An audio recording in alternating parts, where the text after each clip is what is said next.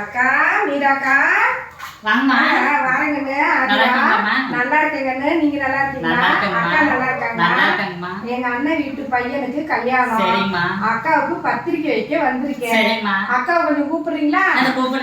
கூப்பிடுங்க.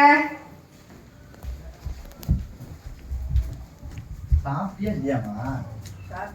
என்ன சாப்பிட்டா? ரசம் ஊத்தி சாப்பிட்டேன். கை கால்லாம் வலிக்குது. ரசத்திலேயே சாப்பிட்டா அப்புறம் கை கால் வலிக்கத்தான் செய்யும். சாப்பிட முடியலையா? சரி போய் உட்காந்துக்கோ. இந்த வாரம் என்னடி மகாலட்சுமி வந்திருக்குங்கம்மா.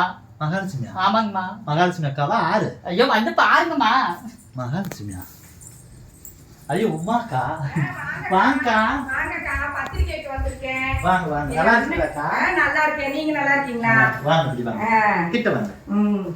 என்னைக்கு அண்ணன் வீட்டு பையனுக்கு கல்யாணம். அண்ணன் பையனுக்கு 23ஆம் தேதி ஞாயிற்றுக்கிழமை காலையில 7 to 8:30 கல்யாணம். குடும்பத்தோட எல்லாரும் வந்து எங்க அண்ணன் பையன் கல்யாணத்தை சிறப்பிக்கணும். நீங்களே புடிச்சிருங்க. கொடுத்தா தனக்கா பிடிக்க முடியும். நீங்களே வச்சிருக்கீங்க. பத்திரிக்கை மட்டும் போதுமா? எதுக்கு காசு? காசு எங்கிட்ட இருக்குங்கம்மா. காசு ஏன்னா ஒரு மதிப்பு மரியாதையா வச்சு கொடுப்போம். பத்திரிக்கை மட்டும் கொடுங்கம்மா, நாங்க வாங்கிக்கிறோம். காசெல்லாம் வேணாம். காசெல்லாம் வேணாம் சாமி. அப்ப காசு எடுத்துக்குவாங்க. இருக்கட்டும் விடுங்க. அதனால என்ன விடுங்க. என்னடி டிவி வச்சு கொடுத்த அக்காவுக்கு? இல்லங்கம்மா, பத்திரிக்கை மட்டும் போதும். பத்திரிக்கை மட்டும் போதுமா? சரி அப்ப ரைட்டு. காசு எடுத்துக்கிறேன். எல்லாரும் வரணும்.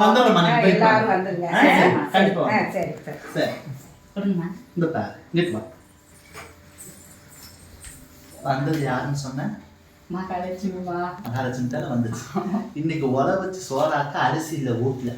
உங்க ஆத்தா அனுப்புவாரா இல்ல உங்க அப்பா அனுப்புவாரா அண்ணன் தம்பி வந்து 1000 ரூபாயை வந்த மகாலட்சுமி வெளியே எடுத்துக்கிட்டே போயிடுச்சு அந்த அக்கா.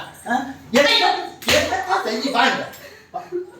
இப்ப நான் போனதுக்கு அப்புறம் இதெல்லாம் நல்லா எலி கரண்டாப்புல கரண்டி நீ தின்னுக்குவ. 1000 ரூபாய் எனக்கு அரிசி சோறாக்க எது பாரு. எக்ஸ்ட்ரா பேசி பேசி தான் அறிவு வாங்கிக்கிறேன். மண்டையும் ஆகும். எப்படியா காசு வாங்கிட்டு வந்து ஏதாவது சொல்லி போனாங்க.